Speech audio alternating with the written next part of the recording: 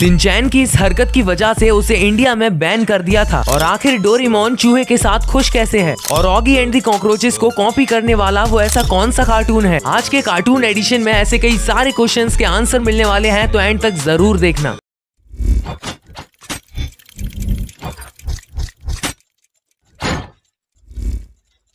Number 1, तो guys यार ये तो आपने भी सुना ही होगा कि हर चीज की एक कॉपी होती है और यही रूल अप्लाई होता है हमारे कार्टून्स पर। जैसे ऑगी एंड द कॉकरोचेस, इस पॉपुलर एनिमे की कॉपी आपको पकड़म पकड़ाई में देखने को मिल जाएगी। और खास बात ये है कि ये ऑगी एंड द कॉकरोचेस का इंडियन वर्जन है। जब इंडिया में Tom and Jerry and Oggy जैसे कार्टून्स फेमस होने के बाद पकड़म पकड़ाई को 2013 में लॉन्च किया था। और अगर आप नोटिस करोगे तो ऑगी एंड द कॉकरोचेस पकड़म पकड़ाई से काफी ज्यादा मिलता जुलता है। इसमें कॉकरोचेस की जगह आपको 3 चूहे देखने को मिल जाएंगे और इसे फॉरेन कार्टून के पर्पज से बनाया गया था, क्योंकि इंडिया के ज्यादातर लोग फॉरेन कार्टून्स को देखते थे और इसीलिए इंडियन कार्टून्स को देखना शुरू कर दें। नंबर 2, अब बात करते हैं हमारे फेवरेट कार्टून डोरेमोन की।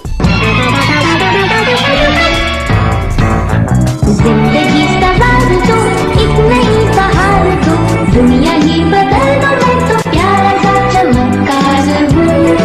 डोरेमोन का एक ऐसा रेयर मोमेंट जो शायद ही आपने कभी देखा होगा। अक्सर आपने डोरेमोन को चूहे से डरते हुए ही देखा होगा, पर अब जो इमेज आपकी स्क्रीन के सामने आने वाली है वो आपको शॉक कर देगी। इस इमेज को देखो जिसमें डोरेमोन चूहे के साथ खुश है। ये इमेज 3 साल पहले ट्विटर के एक यूजर ने पोस्ट की थी, जिसका टाइटल था कि ये क्यूरियस इमेज देखनी है तो इसे देखो, जिसे हाल ही के डोरेमोन के एक एपिसोड में दिखाया गया है सिंचैन। अब सिंचैन का एक ऐसा रेयर मोमेंट दिखाने वाले हैं जिससे इंडिया में 2008 में सिंचैन बैन हो गया था, क्योंकि सिंचैन को जैसा इंडिया में दिखाया जाता है वो उससे भी ज्यादा नॉटी शो है। इंडिया में तो काफी सारी क्लिप्स को कट कर दिया जाता है। और अगर सिंचैन के सबसे रेयर मोमेंट की बात करें तो ये देखो, यहाँ सिंचैन की टीवी पे कुछ ऐसा चल रहा है जिसे टीवी पर कुछ देर के लिए दिखाया गया था, फिर तुरंत ही ब्लर करके कट कर दिया। और ऐसे एक नहीं कई सारे रेयर मोमेंट्स हैं और अपनी इसी कॉमेडी की वजह से सिंचैन काफी ज्यादा पॉपुलर है। नंबर 4, परमैन। ये एक ऐसा कार्टून है जिसका इतना अच्छा एनिमेशन होने के बावजूद भी ये फ्लॉप हो गया था। इसकी पहली एनिमेटेड सीरीज 1967 में लॉन्च हुई थी, जिसे TMS स्टूडियो ने रिलीज किया था, जो पूरी ब्लैक एंड व्हाइट थी। और इसका एनिमेशन एज कम्पेयर टू आज के एनिमेशन से बहुत ज्यादा बेकार था, जो बिल्कुल भी स्मूथ नहीं था, जो कि कलर में 1980s में देखने को मिला था। और वो भी एक बहुत बड़े कोलैबोरेशन एपिसोड में, जिसमें डोरेमोन, परमैन और क्यूटारो ने मिलके कोलैब किया था। फिर 1983 में परमैन के रेगुलर कलर एपिसोड्स आना शुरू हो गए, जो कि सिर्फ 3 साल तक चले थे,